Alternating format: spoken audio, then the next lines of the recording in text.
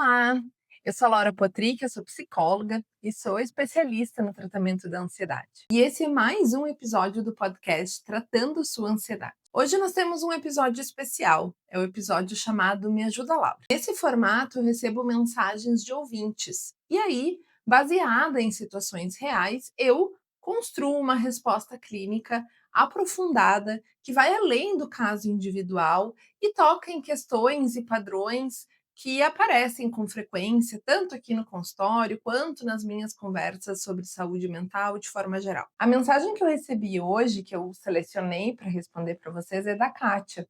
E ela me disse assim: Bom dia, Laura. Eu me chamo Kátia e ouço com frequência o seu podcast. Gosto muito da sua forma de orientar, opinar e ajudar as pessoas através do seu conhecimento. Já coloquei em prática muitos dos seus métodos e tive melhora em alguns momentos. Gostaria de ouvir sua opinião sobre o tratamento da ansiedade com canabidiol. No meu caso, tive uma prescrição desse óleo sem THC, mas ainda não iniciei o tratamento.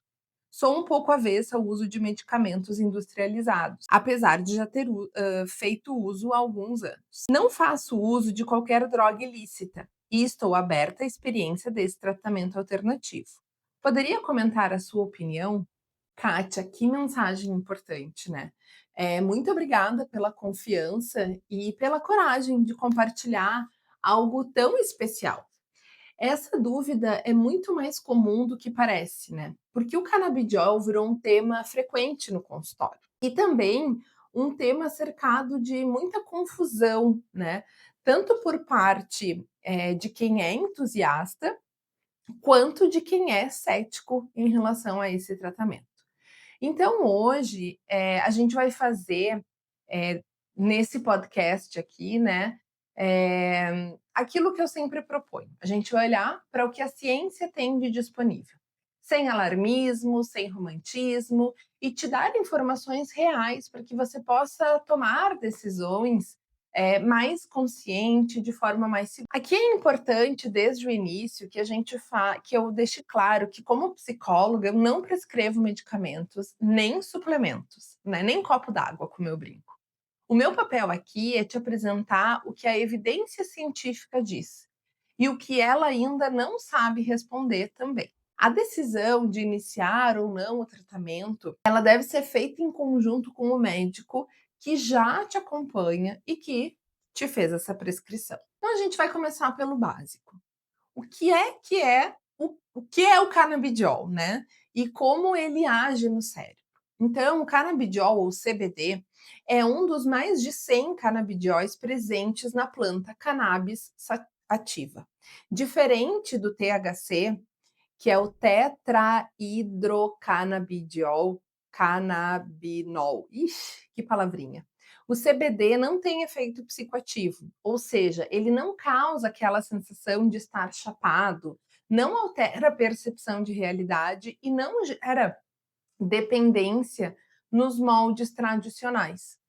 O que ele faz do ponto de vista neurobiológico? Então, o sistema endocannabinoide no nosso cérebro possui, né, esse sistema, então, e uma rede de receptores, CBD1 e CBD2. Essa rede é distribuída por todo o nosso sistema nervoso central e periférico, que regula as funções como respostas ao estresse, modulação do medo e da ansiedade, né, qualidade do nosso sono, inflamação, humor e motivação. Então, o CBD interage com este sistema, mas de uma forma indireta e complexa. Ele não se liga diretamente aos receptores CBD1 e CBD2 com a mesma intensidade que o THC. A sua ação envolve múltiplos mecanismos, incluindo modulação de receptores serotoninérgicos, como o 5-HT1A, né, que são os mesmos envolvidos em antidepressivos e ansiolíticos, e redução da recaptação de anandamida, que é um canabinoide endógeno ligado à sensação de bem-estar. Hoje esse podcast está cheio de palavras difíceis e eu preciso que você Me desculpe caso eu fale algo errado, porque não é a minha linguagem do dia a dia. O que a ciência diz sobre o CBD e a ansiedade é que aqui é onde a gente precisa ser cuidadoso, porque existe uma diferença importante entre o que a mídia divulga e o que os estudos clínicos realmente mostram. O que nós temos como evidência? Vamos lá. A gente tem um estudo de 2015, né, que é uma revisão abrangente que conclui que o CBD apresenta potencial ansiolítico considerável, com um perfil de segurança favorável em doses agudas. Então, os estudos em humanos, porém, eram ainda limitados nessa época, né, em número e em qualidade metodológica. Em 2019, outros pesquisadores, né, trazem um estudo com adolescentes com ansiedade social que demonstrou redução significativa de sintomas após o uso de CBD comparado ao placebo. Em 2019 também, Shannon e os seus colaboradores, eles fizeram um caso clínico com 72 adultos, e isso mostrou que 79% relataram redução de ansiedade e 67% relataram melhora do sono após o uso do CBD, com boa tolerabilidade. Em 2011, Kripa, no jornal de psicofarmacologia, afirmou que o CBD reduziu a ansiedade em estudo com simulação de fala em público em pessoas com transtorno de ansiedade social. Olha que importante, né? Então, o que a ciência ainda não sabe responder com clareza é: qual a dose ideal para cada quadro de ansiedade? Não sabemos. Quais são os efeitos do uso prolongado, né? A maioria dos estudos é de curto prazo, então também não sabemos desses efeitos a longo prazo. Quais são as diferenças de resposta entre os indivíduos? Quais são as interações como são as interações com outros medicamentos, né? Então, especialmente antidepressivo, anticonvulsionante, né? Então, uma conclusão honesta que eu posso trazer aqui para vocês é que as evidências são muito promissoras, mas ainda estão em construção, né? O CBD não é uma solução mágica, mas tampouco um charlatanismo. É uma substância com mecanismo de ação real, estudada com seriedade crescente e que para algumas pessoas e alguns quadros pode sim ser uma ferramenta complementar relevante, certo? Então a gente não pode achar que não funciona para ninguém e nem que funciona para todo mundo.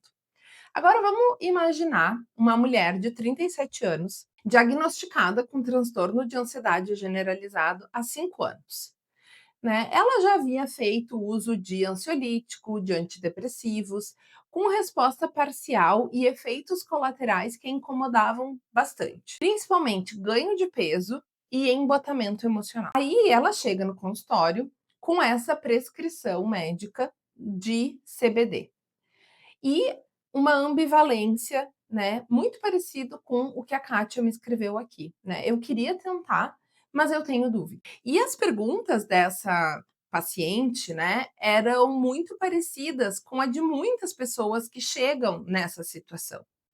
Como por exemplo, né? Isso vai me deixar dependente? Eu vou ficar diferente? Vou ficar alterada? É seguro tomar com o que eu já uso? Por que que o meu médico, me prescreveu se eu ainda não tenho tanta se ainda não existe tanta pesquisa em relação a essa substância?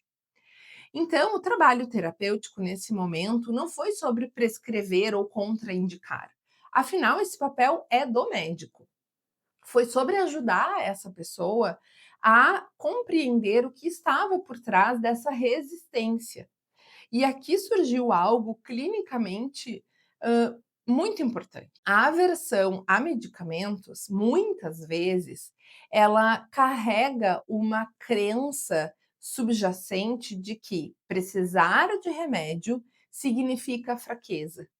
Ou se depender de algo externo, eu não estou me curando de verdade. Então, trabalhar essa crença foi tão importante quanto qualquer decisão sobre o CBD em si. Após iniciar o uso com acompanhamento médico e continuar a psicoterapia, ela me relatou o seguinte: Eu tive uma redução da intensidade das crises de ansiedade, né. A gente também pôde observar melhora da qualidade do sono, uma menor reatividade fisiológica, né, em situações de estresse, nenhum efeito psicoativo, né, ou a sensação de alteração. Só que essa questão, e aí isso é fundamental, né, o CBD foi uma ferramenta complementar, não substituiu a psicoterapia, não resolveu as crenças centrais, não reorganizou os padrões cognitivos, né. O CBD funcionou como um suporte fisiológico que criou mais espaço para o trabalho terapêutico. Bom, então para a Kátia e para todos que estão acompanhando ou que estão nessa mesma situação, eu quero fazer algumas perguntas importantes antes da gente pensar em qualquer tratamento, né. Você já tem acompanhamento psicológico além da prescrição médica? Porque o CBD potencializa resultados quando combinado com psicoterapia, mas raramente é suficiente sozinho, principalmente para quadros onde a gente tem a ansiedade moderada e severa. Outra pergunta para você pensar: você sabe exatamente qual produto foi prescrito, em qual concentração e com qual protocolo de uso? Porque existe muita variação de qualidade, de concentração entre os produtos no mercado. Você informou ao médico prescritor todos os medicamentos e suplementos que você usa atualmente? Porque as interações medicamentosas são uma preocupação real, né? Especialmente com anticoagulantes, né? E com alguns outros remédios psiquiátricos. A sua resistência ao uso é baseada em informação ou em crença sobre o que é precisar de ajuda, né? O que significa precisar de ajuda para você. Então, vamos fazer aqui uma reflexão juntas, né? A aversão a medicamentos, né, que a Kátia mencionou, é legítima e merece ser muito respeitada, mas vale examinar de onde ela vem.